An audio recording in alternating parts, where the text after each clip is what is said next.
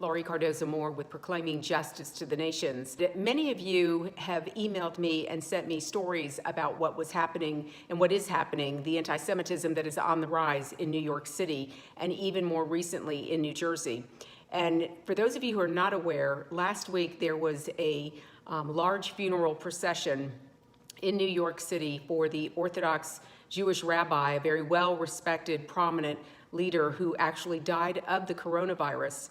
And the Jewish community, the Orthodox community, met with the police to organize a community funeral so that everyone would practice safe distancing, even during this situation, to spread people out. And there was a strategy that was approved. Unfortunately, it was recommended by one of the rabbis to post loudspeakers along the route of where the funeral procession would go so that everybody could be distanced and be able to participate and show their respect to this leading patriarch in the Jewish community. Unfortunately, it turned into chaos. Mayor Deblasio sent out a tweet on social media inciting anger, his anger at specifically targeting the Jewish community and threatening them with arrests when it was under his leadership and under his police department that was organizing this funeral. It got completely out of control, whether de Blasio had enough police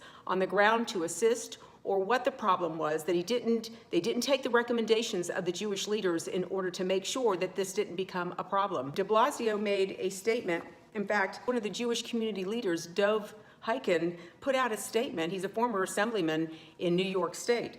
And he put out a statement that Mayor's Jewish community tweet unleashes an avalanche of anti-Semitism. And ladies and gentlemen, I have been saying this. The comments that he made, if there's any innocent blood shed in New York, it's going to be on de Blasio's hands. He was ill-prepared as a leader. He never should have put out a tweet like that. It was completely outrageous because what ensued after that. Now keep in mind, there has been a major problem with anti-Semitism in the New York City boroughs. De Blasio knows this. The police department knows this. Leading up to this coronavirus thing, even before this happened, there have been threats, there have been Jews who have been beaten in the streets in New York City. And here comes de Blasio, because he can't control himself as a government official, as a leader, as the mayor of New York City. He can't control himself. So what does he do? He puts out a threat to the Jewish community. In fact, Dove posted that shocking data confirms the grave consequences of his failed leadership as a mayor. Research indicates, the data shows that clearly social distancing is a citywide problem. Well, you know what? It wasn't just a problem at this funeral. There have been other outdoor events where people, not the Jewish community, but everybody else in New York City, wasn't practicing social distancing. Did de Blasio name those people, call those people out? No. He calls out the Jews, the Jewish community. His words had immediate consequences, and the city's 1.1 million Jews are now feeling the harsh effects of de Blasio's failed leadership. There's another article that was posted by Voss Eisneas, and this is on May 5th. Using IBM's Watson to track anti-Semitism-related activity on Twitter following the mayor's singling out of the Jewish community, former Assemblyman Dov Hikind's data analyst Morty Rubin discovered astounding data that makes clear as day the magnitude of the damage done by Mayor de Blasio and how the Jewish people are having to experience this because of his failed leadership. There was one comment that was made. There's numerous comments all over Twitter, but one of them says, it is finally okay to be an anti-Semite. This is the type, you should see some of the other comments. I don't even want to publicly go on and say and repeat what these people said. It is outrageous. But this is what incites violence. It happened in New Jersey. We saw a very similar thing, very similar culture and environment.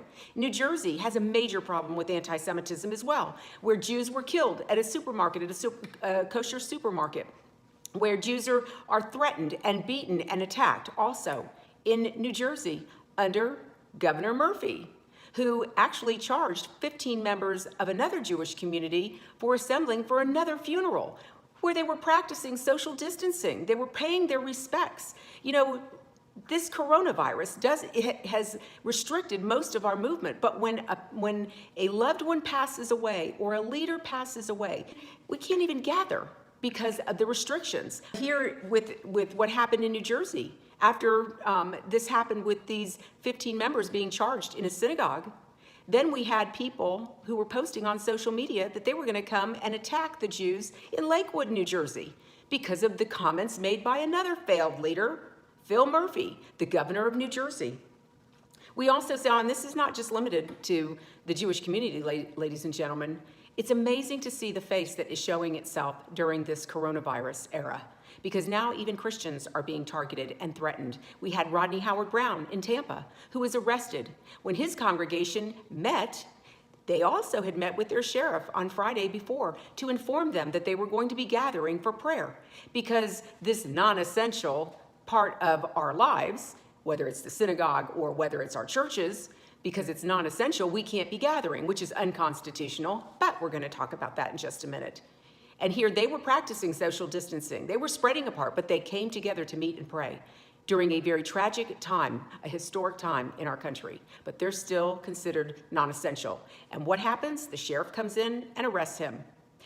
What does Governor DeSantis do? He comes out and makes a statement, no, let me clarify, people can gather in their churches. Yes, they should respect the social distancing, which they are. There has been no situation where people were not. We had also Franklin Graham has been targeted in New York City, so we've seen that as well. And then Kansas City Mayor Quinton Lucas has issued Nazi-like requirements for churches in his community, demanding that the churches supply the names and contact information of all the congregants who show up at their church. What is this about? Who do these people think they are? But ladies and gentlemen, they're showing their true colors. But let me tell you something about your constitutional right. And I want to encourage you, if you are watching this video and you are a pastor or a church leader, Christian leader, a rabbi, a Jewish community leader, and you are experiencing a threat in your community and you've had to undergo this as well, Liberty Counsel is fighting this battle. My dear friend, Matt Staver, God bless him. But here is what this is what he has posted on his website. And I would encourage you to go there and read all of it. But this is important to note. For the question, there was a question about our COVID-19 executive orders throughout the country purporting to declare churches non-essential and therefore subject to mandatory closure or other significant restrictions on the number of people who may attend a religious service or which direct the manner in which religious services must be conducted constitutional. So this doesn't matter if it's church or synagogue, any house of worship. The First Amendment, this is what the legal response is. The First Amendment to the United States Constitution provides that, quote, Congress shall make no law respecting an establishment of religion or prohibiting the free exercise thereof. U.S.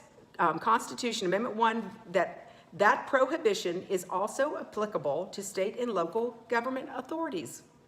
In short, churches, pastors, synagogues, rabbis, and believers have a constitutionally protected right to gather together to worship God and to do so without government interference, even in a time of crisis or disease. See, there's several cases that are cited here by Liberty Counsel. I encourage you, go to their website to get more information, to understand what your legal rights are. Also, ladies and gentlemen, I just want to encourage you, this coronavirus, this is slowly being lifted, and I want to encourage all of you, as Americans, we need to support one another. I hope that you're going out and you are supporting the businesses, the local businesses that are opening up, the restaurants, trying to help our country get back on track.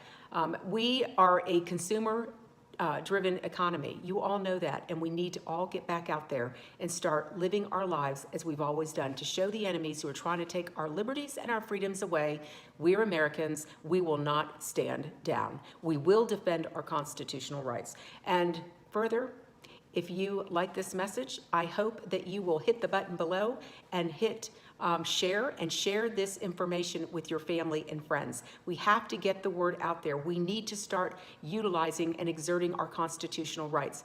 And by the way, there is going to be a petition on this page also below. I hope that you will hit the petition to demand that New York City Mayor Deblasio's removal. He has completely failed the citizens that he represents.